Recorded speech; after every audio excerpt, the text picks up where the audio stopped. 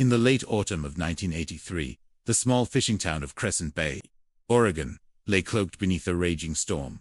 It was the kind of storm that seemed to claw at the sky itself, with winds that howled like wolves and rain that sliced through the air in sheets.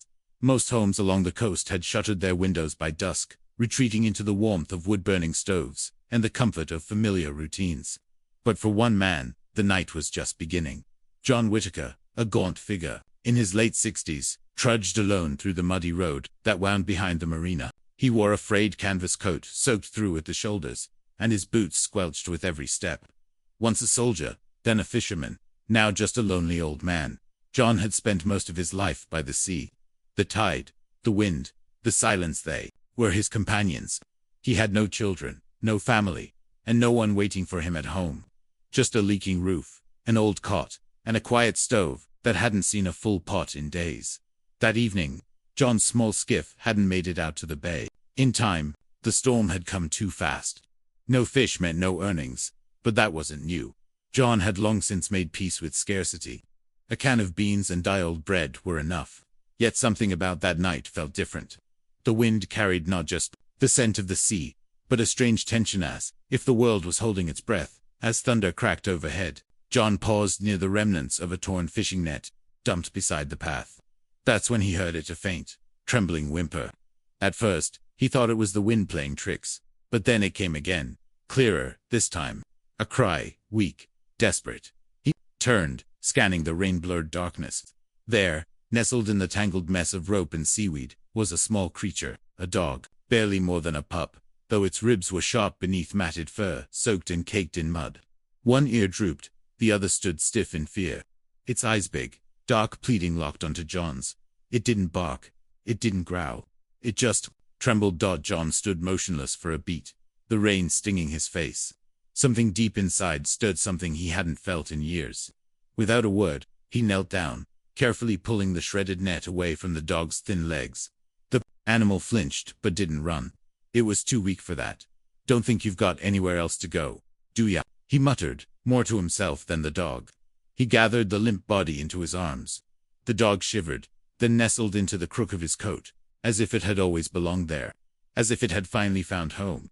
By the time John reached his small, weather-beaten shack on the edge of the bluffs, the fire in his belly had grown not from hunger, but from a strange warmth he hadn't known in decades. He lit the stove, feeding it kindling until soft orange light filled the room. He set the dog down on an old wool blanket and gently toweled its fur dry with a dish rag. It didn't resist. Its breathing was shallow but steady. He poured half a can of beef stew into a bowl, the best he had, and placed it near the dog. The animal looked at it, then at John, and after a moment's hesitation, began to lap at the food with slow, grateful motions. "You're hungrier than me," John said, a half-smile breaking through the lines of his weathered face. He hadn't spoken that gently in years. For the first time in as long as he could remember, John didn't fall asleep alone. The dog lay curled at the foot of his bed, chest rising and falling in rhythm with the crackling fire. Outside, the storm raged on, waves crashing into the cliffs like distant cannon fire. But inside that tiny house, something rare and delicate had begun to stir: trust, companionship, perhaps even hope. Morning came slow and gray, the storm now just a whisper across the sea. John opened his eyes and saw the dog sitting quietly beside his cot, alert, watching him with those same wide, unblinking eyes. Its tail gave a slow, cautious wag. "You sticking around?" he asked, sitting up. The dog tilted its head. He reached down and scratched gently behind its ear. "All right then. Suppose I ought to call you something. How about Lucky?" "Yeah, you look like you've used up a few of those." Lucky's tail thumped twice on the wooden floor. That morning, John brewed the last of his instant coffee and watched as Lucky cautiously explored the little room, sniffing at the boots, the fishhooks, the life once untouched by anyone but himself. It was strange how quickly a space could change just by having someone or something to share it with. Outside, the town was waking up. The docks glistened with storm water, and seagulls cried overhead. But something else had changed, too, something subtle and deeply personal. John didn't feel quite as invisible anymore, and neither did Lucky. What began as a storm had become something else entirely, the beginning of a story neither of them saw coming. Because sometimes, the most unexpected meetings become the most important ones. And as the sun broke faintly through the clouds, John knew this wasn't just the end of a stormy night. It was the start of everything. He didn't know yet that the next few days would lead him to something far greater than he'd ever imagined. Secrets, a forgotten legacy, and choices that would test the very core of who he was. But for now, all he knew was this: he wasn't alone anymore. And that changed everything. The days that followed moved slowly, as they often did in Crescent Bay. But for John Whitaker, something had shifted. He still rose at dawn, still sipped coffee from the same cracked mug, and still checked the sky to see if it was worth launching his little boat. Yet there was a softness now, a presence in the stillness that hadn't existed before. Lucky, small, scrappy, and silent, was always close by. In the beginning, the dog barely left John's side. He followed him from room to room, careful and quiet, his soft paws making no sound on the wooden floors.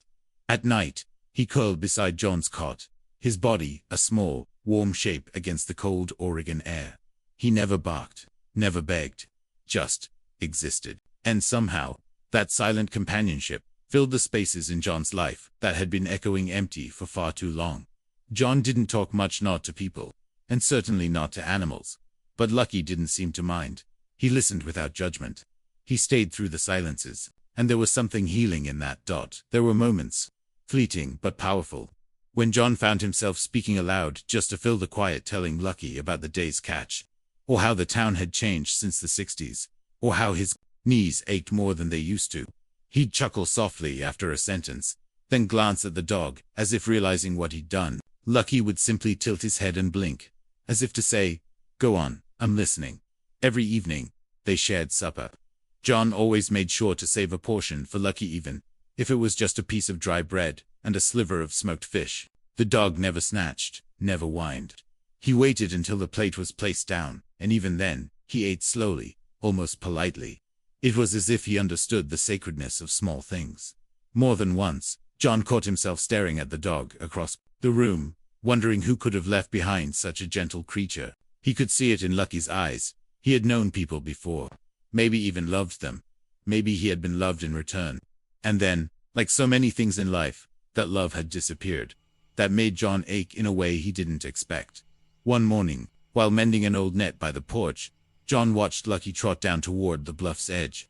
The dog stopped just short of the cliff and sat, looking out at the water. He didn't bark at the gulls or chase the wind.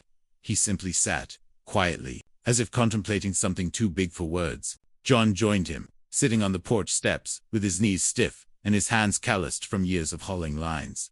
"You like it out there?" he asked softly. "Yeah. I used to think the sea had all the answers." Lucky didn't move, but John knew he was listening. The bond between them grew not through grand gestures or sudden revelations, but through repetition. Routine, trust earned, not given. And maybe that's what made it so powerful. It wasn't loud. It wasn't flashy. It was steady, quiet, and real. People in town began to notice. At the marina, a few fishermen raised their brows when Lucky followed John to the dock each morning. One of the younger deckhands laughed. "Old man's finally got a first mate." John didn't answer, but he smiled. Even the old widow who ran the bait shop, who had barely spoken to John in years, reached down one afternoon to scratch Lucky behind the ear. "He's a good one," she said. "You're lucky." John just nodded.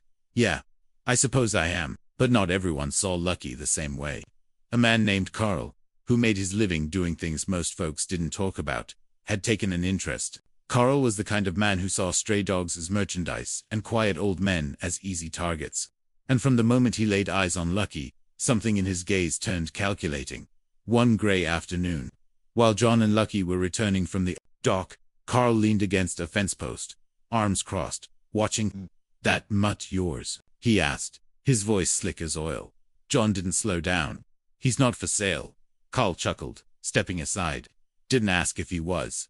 Just making conversation." But the way he looked at Lucky, that wasn't casual. That was hunger, and John felt it deep in his chest.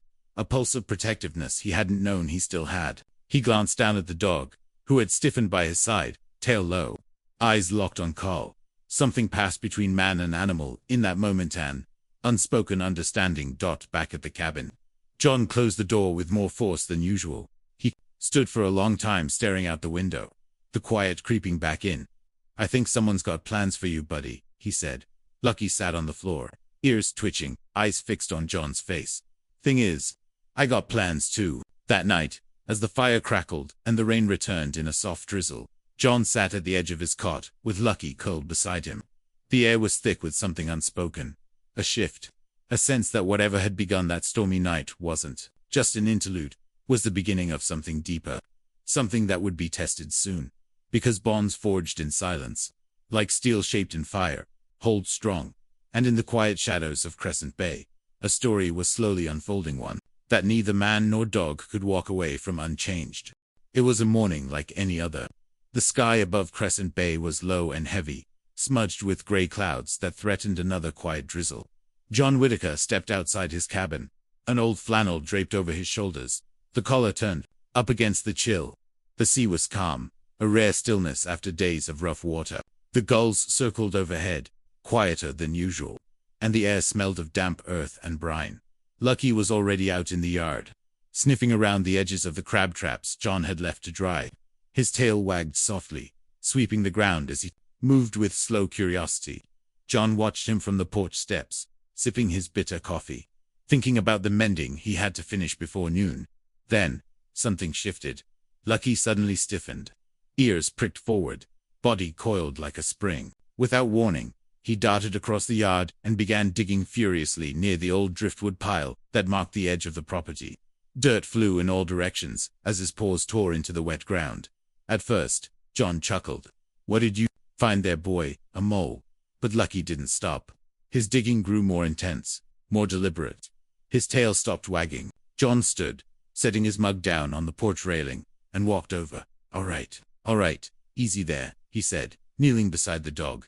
What he saw made his chest tighten. Amid the churned-up earth, something was beginning to show. A corner of dark, aged wood. Not a root, not a rock, a box. John's fingers, gnarled and calloused from decades at sea, brushed the dirt away gently. The wood was old cedar, maybe undamp to the touch, but intact. There were signs of rusted hinges, barely clinging to the grain. The box had clearly been buried for years, maybe decades. He glanced at Lucky, who now sat quietly at his side, tail thumping once on the ground. "Well, you've gone and found someone's secrets, haven't you?" John muttered with a careful tug. He lifted the box from the earth. It was heavier than it looked, solid, and as he carried it back to the porch, a strange feeling settled in his chest. Not excitement, not fear, something else. A sense of crossing. A threshold. Inside, he laid the box on the small kitchen table. The cabin felt quieter than usual, as if even the walls were holding their breath. Lucky sat on the worn rug, eyes fixed on the table, head slightly tilted. John hesitated. There was something sacred about old things, especially those left behind. You didn't just tear them open. You asked permission. You listened to what they had to say. He ran his fingers over the lid, then slowly lifted it. The hinges creaked like old bones. Inside, beneath a threadbare piece of velvet cloth, lay something that made John's breath catch in his throat. Gold.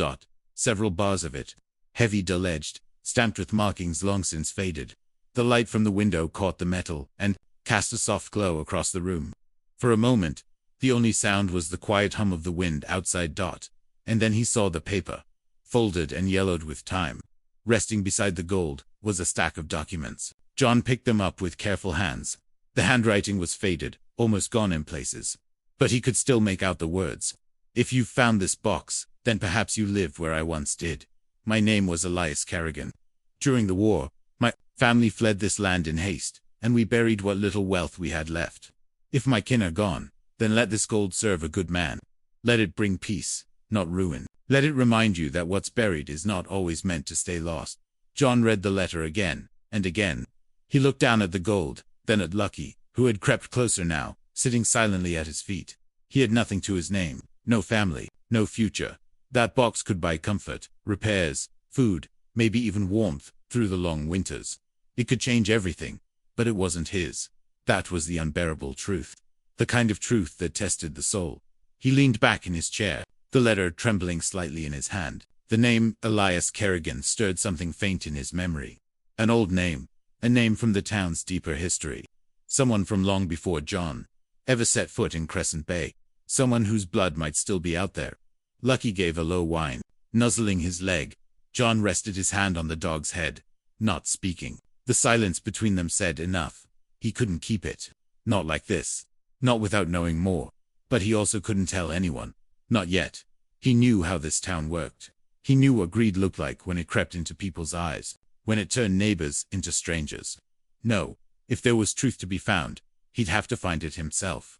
Outside, the clouds parted briefly, and a sliver of sunlight broke through. It fell across the table, lighting up the edge of the box like a beacon dot. John stood, folding the letter back into place, closing the box gently. His fingers lingered on the lid. He didn't know who Elias Kerrigan really was. Not yet, but he was going to find out. Because once something buried comes to light, you can't pretend it's not there. You have to choose what kind of man you are. And John Whitaker was about to make a choice that would test everything he thought he knew about honor, about legacy, and about what it means to be truly rich. Lucky followed him quietly to the door as he looked out toward the town. Wind brushing through the trees. The past had just knocked on his doorstep, and he was about to open it. That night, the cabin felt colder than usual. The wind crept through the cracks in the windows, rattling the panes and sighing through the old cedar walls like a voice from another time. But inside, the fire burned low, casting long shadows that danced along the floor and across the table where the wooden box still sat closed now, but pulsing in John Whitaker's thoughts like a second heartbeat. He sat alone, hunched over, hands clasped in front of him. The letter from Elias Kerrigan, laid out once more. Lucky lay curled at his feet, eyes open, watching. The silence between man and dog was heavier than usual, weighed down by the question that refused to be answered. What now? The box held more than just gold. It held a choice, a moral reckoning. And John, for the first time in years, found himself afraid not of the sea, not of sickness or age, but of what the wrong choice might turn him into. He knew what that gold could do. It could fix the sagging roof. It could buy fresh paint, proper food, new gear for his fishing boat, maybe even heat for the winter without chopping cords of wood with his aching back. It could buy time, something he was running short on. But every time he reached toward the box, something in his gut clenched. Not from guilt, from warning. He didn't want to be that man. The man who takes what isn't his just because no one's looking. He ran a hand over his face, feeling the bristle of his unshaven jaw, the tiredness behind his eyes. "It's not mine," he whispered, not for the first time. The words sounded weak against the crackle of the fire, like a line rehearsed by someone trying to convince himself. But then came the darker thought, what if it was his? What if Elias Kerrigan's family was gone? Lost to time, war, or the sea? What if no one came looking? Would the gold just rot in the earth, forgotten? Was it worse to leave it unused than to put it toward survival, toward something decent? He stood and began pacing the floorboards, each creak a punctuation to his storming mind. He'd been a good man. Mostly, he hadn't stolen. He hadn't cheated. But he had also lived a life where good choices didn't often change much. Now, here was something that could. A chance, maybe the last one, to do something different. But at what cost? Lucky sat up, tail thumping once against the floor. John paused and looked down at him. "You don't know what it's like," he said softly. "To be this old, this tired, and still have nothing." The dog blinked slowly. In that gaze, steady and silent, John saw no judgment, only presence. Loyalty. A reflection of the man John still hoped he was. He dropped back into the chair and looked at the fire. Flames flickering lower now. He thought of the letter. Let it bring peace, not ruin.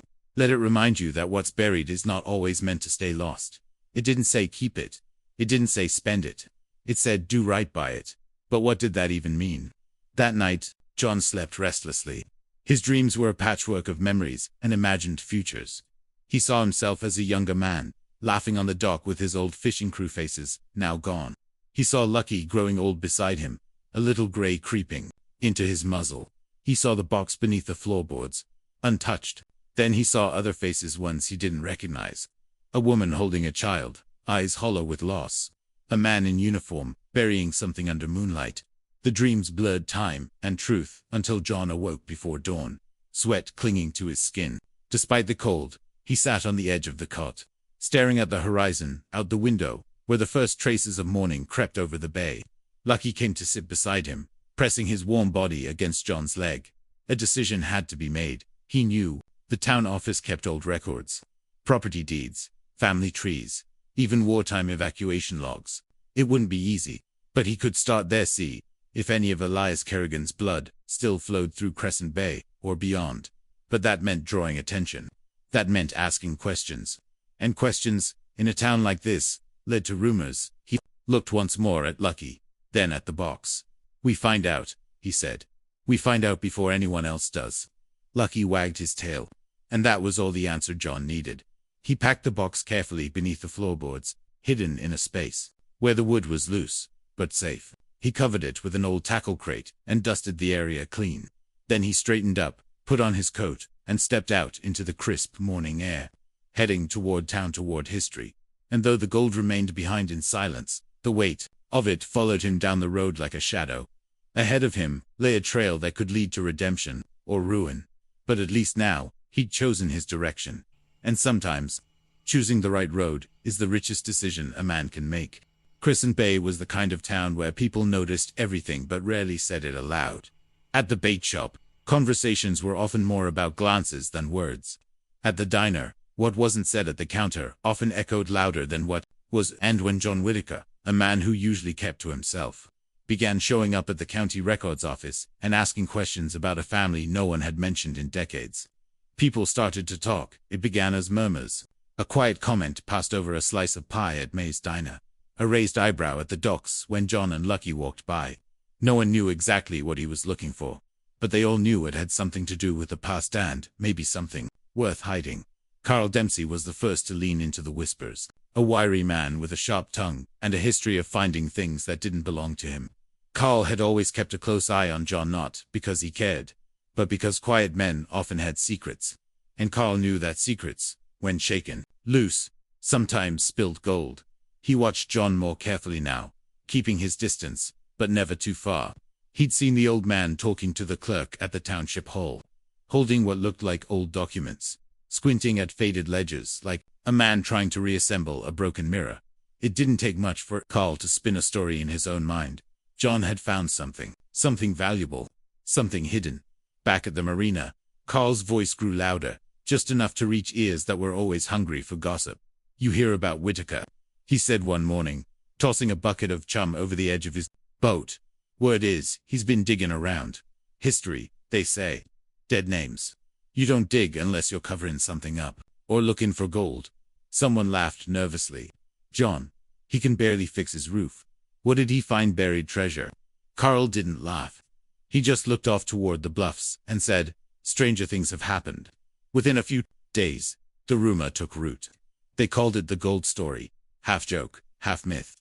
But in small towns, myths spread faster than facts. And they stick longer. John noticed the shift almost immediately. The way conversations would stop when he entered the room. How people who used to nod now averted their eyes. How even May, kind as she was, had started asking vague questions with too sweet a smile. "You all right out there, John? Householding up? You been busy lately?" He'd smile, polite but guarded. "Just keeping my hands moving." He kept his visits to town short after that, just long enough to copy down a record, check a name, search a newspaper clipping. Each time, he came up short. The Kerrigan name had all but vanished after 1944, when the war had pushed so many families inland, away from the vulnerable coast. No descendants listed, no forwarding addresses, just gaps. And yet, the more John searched, the more certain he became that someone had to be out there. Elias Kerrigan didn't bury gold just for himself. He buried it for something, someone. The note in the box was too deliberate, too hopeful to be the end of the story. At night, the weight of both the gold and the town's suspicion bore down on him. Lucky sensed it too. He'd growl softly when footsteps passed too close to the cabin, or when Carl lingered a little too long on the path near the bluff. Then, one evening, something changed. John was out back splitting driftwood, when Lucky suddenly bolted to the side of the cabin, barking furiously. John dropped the axe and rushed over, just in time to see a shadow dart behind the trees at the edge of the property. He chased after it, heart pounding. But the figure was gone quick, practiced, silent, in its place, footprints deep, deliberate. He stood there, breath heavy, staring at the tracks in the dirt. Not a kid sneaking around. Not a hiker. Someone had been watching. Lucky came to stand beside him, hackles raised, his body low and ready. John knelt beside him and whispered, "You were right. They were being hunted now, not just by curiosity, but by something darker. That night, John moved the box again, deeper into the floorboards. Layering tools and broken netting above it, he sat at the window until the fire died, watching the woods, the shoreline, the open blackness beyond. The whispers were no longer just in town. They were here, and someone wasn't content with rumors. Any more mourning would bring more than questions. It would bring danger, and if John was going to protect what he'd found, and the quiet life he was only beginning to rebuild, he'd need to decide how far he was willing to go to keep it safe. The next morning, John rose before the sun. He hadn't slept more than a few hours, and what rest he'd found had been shallow and broken. The cabin, once a place of retreat, now felt exposed like a target painted on a lonely hill. The footprints by the trees had been too clear, too close. Someone had been watching him, someone who didn't plan to stay in the shadows forever. He moved quietly, careful not to wake Lucky, who had finally dozed off beside the stove after a night of growling at every creak and rustle outside. John gathered the papers he'd copied, from the records office, birth registries, land deeds, and the faded ledger with Elias Kerrigan's name scrawled in ink, nearly rubbed away by time. Then he slipped the folded letter from the box into his breast pocket and stepped out into the chill of dawn. The town office was quiet when he arrived, the fog still thick over the bay, muting the sound of distant gulls. Inside, the air was warm and smelled faintly of old paper and dust. Nora, the town clerk, white-haired, sharp-eyed, and always 3 steps ahead of everyone, looked up as he entered. "Back again," she said, not unkindly, running out of history to dig through. "Not quite," John replied, placing the documents gently on the counter. "I need help finding someone who might not exist anymore." He showed her the name Elias Kerrigan and the letter. He watched her brow furrow, her fingers tracing the edge of the page, as if it might speak to her directly. "Kerrigan. That's an old name," she murmured. "They had a house just past the marshlands, but it burned down during the war.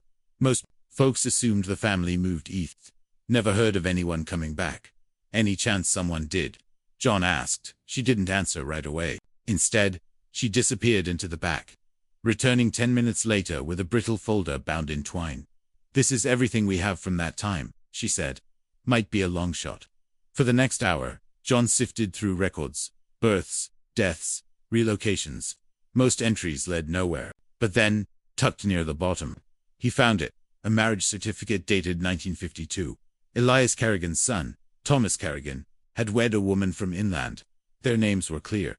More importantly, there was a noted child, a daughter, born in 1953, named Mary Ellen Kerrigan.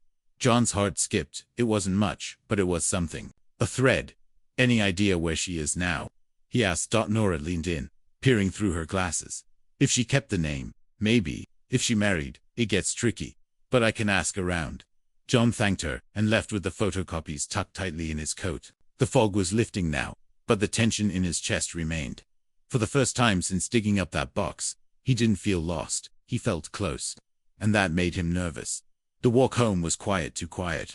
It wasn't until he passed the old sawmill road that he heard it. The crunch of boots behind him. Not close, not rushed, but steady, intentional. He didn't turn around, didn't let on, just kept walking. At the next bend in the road, he slipped off the trail and crouched behind a stand of trees, heart pounding. 30 seconds later, Carl Dempsey came into view, hands in his pockets, eyes scanning the path ahead. John stepped out, blocking his way. Carl stopped, but didn't flinch. "Morning, John," he said casually. "Out for a stroll?" John's voice was calm, but his eyes were steel. "Why are you following me?" Carl gave a thin smile. "Wasn't following, just curious. You've been awfully busy for a man who used to keep to himself. Town's got questions. So do I." "You won't find answers this way," John replied. Carl shrugged, then leaned in slightly. "Look, I don't care about old names. I care about what you found. Word is, you struck something. Something worth a whole lot more than fish." John didn't respond. Silence was its own kind of answer. Carl's voice dropped, colder now. "You can do this the hard way, but let me warn you. Secrets don't stay buried long, especially not in dirt like ours." Then he stepped past John and disappeared into the trees, whistling low as he walked. John stood there for a moment, unmoving. He knew now it wasn't just a game. Carl was watching, waiting, and maybe worse. And if he didn't act soon, The decision wouldn't be his to make anymore. That evening, just as the sun dipped low behind the cliffs, a car pulled up outside the cabin. John stepped onto the porch, hands dusty from cutting wood, and saw her, woman in her early 70s, with silver-streaked hair pulled back in a braid, stepped out of the car. She wore a heavy coat and held an envelope in her gloved hand. Her eyes scanned the porch, then landed on him. Wide, curious, a little nervous. "Mr. Whitaker?" she asked. He nodded. "My name is Mary Ellen Foster. I believe I might be related to someone you've been looking for." Time stopped. Even Lucky, who had run out to bark, paused and tilted his head. John descended the steps slowly, nodding once. "You'd better come in." As they stepped inside, the fire welcomed them with a soft crackle. And for the first time in weeks, John felt something new. Clarity. The chase had ended. But the truth was just beginning to unfold. The wind off the Pacific had begun to pick up by the time John Whitaker stepped outside, with the old canvas satchel slung across his shoulder. Inside was the wooden box, carefully wrapped in layers of cloth, buried beneath a few coils of rope to disguise its shape. The sun was barely up, casting long amber streaks across the cliffs. Seagulls wheeled overhead, their cries sharp against the steady rhythm of waves crashing below. John didn't take the main path through town. Instead, he chose the longer way, the beach trail that cut through the dunes behind his cabin and curved beneath the bluffs. It was quieter there. Fewer eyes, fewer ears. Only the sea and sand, and the crunch of his boots against gravel. Lucky trotted alongside him, ears perked, tail high but cautious. The dog hadn't left his side since the night John found the box. As if he sensed the weight of it, the danger coiled around it like barbed wire. And this morning, Lucky was tense, alert. His gaze darted constantly between the trees and the trail ahead. John had agreed to meet Mary Ellen Foster near the old chapel ruins, by the southern edge of the bay. It was secluded, out of sight, and safer than any public place in town. They would talk, go over what she'd found, verify the last connections. If she truly was a Carrigan, and everything she had shown him last night held up birth certificates, letters, the black and white photo of her as a child in front of a house, long gone then today, he would return the box. But fate, it seemed, had other plans. He saw them before they saw him. 3 figures ahead, standing just where the trail curved up from the dunes. Carl Dempsey was in the center, leaning on one leg, arms folded, his smirk barely contained. On either side of him were 2 men John didn't recognize. Here, younger, built like the kind of company Carl usually kept when he didn't plan to ask politely. "Morning, John," Carl called out as John stopped in his tracks. John didn't answer. He shifted slightly, his hand brushing against the satchel's strap. Adjusting it higher on his shoulder, Carl stepped forward, slow and casual, as if this were a conversation at the marina and not a standoff by the sea. "I told you this wouldn't stay a secret," he said. "People like us, we don't stumble across treasure without someone noticing." John kept his voice steady. "It doesn't belong to me." Carl laughed, a short, sharp bark. "That's the thing, no one owns what's buried. That gold, it's just metal in the ground until someone claims it. You were first, but that doesn't make you righteous." The men flanking Carl took a step forward. "I'm not giving it to you," John said simply. Carl's smile faded. "You don't get it, do you? You're old. Alone. This thing, it's not safe with you. You give it up, and maybe we walk away clean. Hold on to it." He let the threat hang in the air like smoke. Then came a low growl. Lucky had stepped forward, his body rigid, teeth bared. The fur along his back stood straight like needles, and his eyes were locked on Carl. The 2 men beside him hesitated, one reaching for something beneath his coat.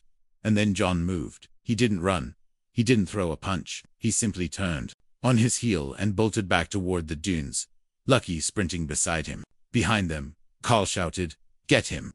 John's boots sank into the sand as he pushed uphill, heart pounding, lungs burning. The satchel was heavy, pulling against him with every step. But he didn't stop. He couldn't. Branches slapped at his arms as he crashed through the underbrush, cutting across the bluff toward the chapel. The wind roared louder now, as if the sea itself was rising to witness what was coming.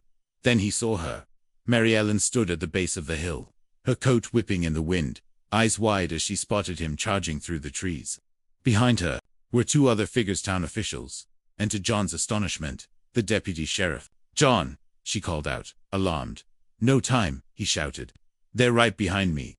Moments later, Carl and his men burst from the brush. But when they saw who stood at the bottom of the hill, They froze. Authority had arrived. The deputy took a step forward, hand resting on his holstered sidearm. "Is there a problem here, gentlemen?" Carl hesitated, eyes flicking from John to the badge, to the growing crowd behind them, neighbors, townsfolk. Drawn by the commotion and the shouting. "It's him," Carl spat. "He found gold that doesn't belong to him. He's hiding it." John didn't wait for the crowd to turn. He stepped forward, opened the satchel, and placed the box on the grass between them all. Then he spoke, his voice clear and unshaken. "I never claimed it for myself. This box belonged to Elias Kerrigan. The man left a letter inside it. Said, if his family was gone, to use it wisely. But if they were still alive, it should be returned." He turned to Mary Ellen. "She is his granddaughter. She proved it. I believe her, and I'm giving it to her." The crowd was silent, the wind holding its breath. Mary Ellen knelt beside the box, opened it slowly, and removed the letter. With trembling fingers, she held it up to the light. "This is his handwriting," she said. "My mother showed me his letters when I was a girl. I remember every loop of it." The deputy nodded. "Looks like this matter's resolved. Mr. Dempsey, I suggest you leave." Carl stood there, mouth tight, fists clenched, then turned sharply and walked away without a word, his men following close behind. John exhaled for what felt like the first time in days. Mary Ellen stood and faced him, her eyes glistening. "You could have kept it," she said.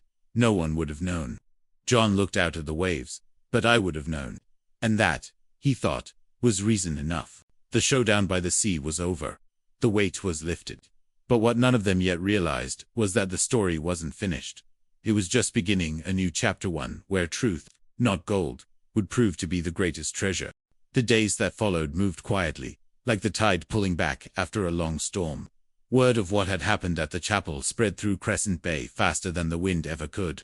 In a town where rumors usually outlived truth, this time, the truth had settled like a warm fire in winter, something people carried with them, spoke of gently, and, for once, respectfully. John Whitaker found that people looked at him differently now, not with suspicion, not with pity, but with something closer to reverence. The man who could have taken it all and walked away, hadn't. And in a world where so many chose otherwise, that meant something. At first, he resisted the attention. He still woke up early, fixed his nets, and fed Lucky by the same fire he'd tended for decades. He still kept his distance from the diner and the bait shop, preferring the quiet of his porch and the hum of the waves. But life, it seemed, had a way of circling back when you least expected it.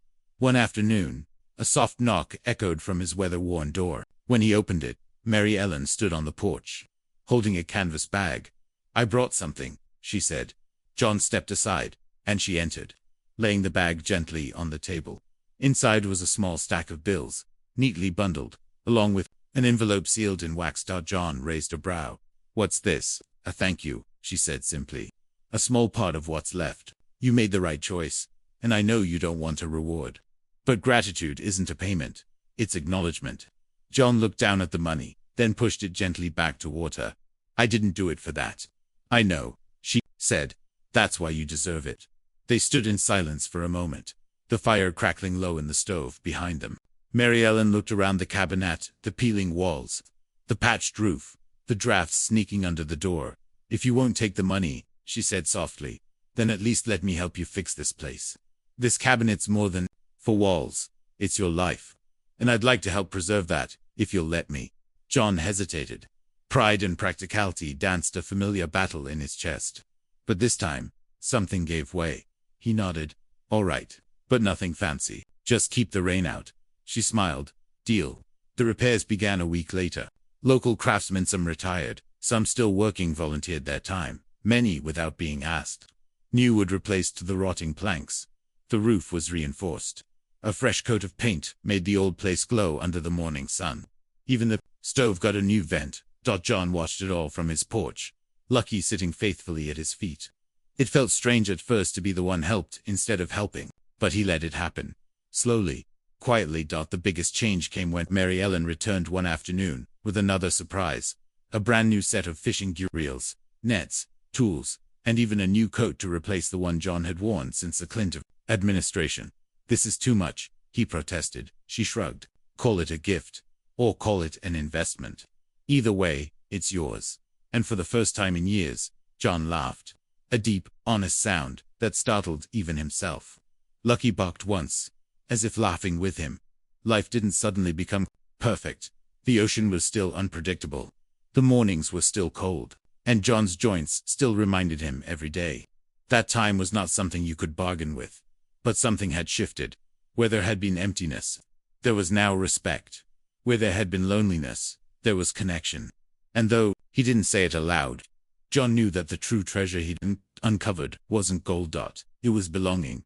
It was the dignity of having done the right thing, even when no one was watching. It was the warmth of knowing someone would knock on his door. Not out of suspicion, but simply to say thank you. The days grew longer. The air softened with the first hints of spring. And as John sat each evening, by the newly mended window, Lucky curled beside him, he found a peace that no amount of money could buy. But life, as always, had one more surprise, waiting just beyond the horizon. Something unexpected. Something deeply personal.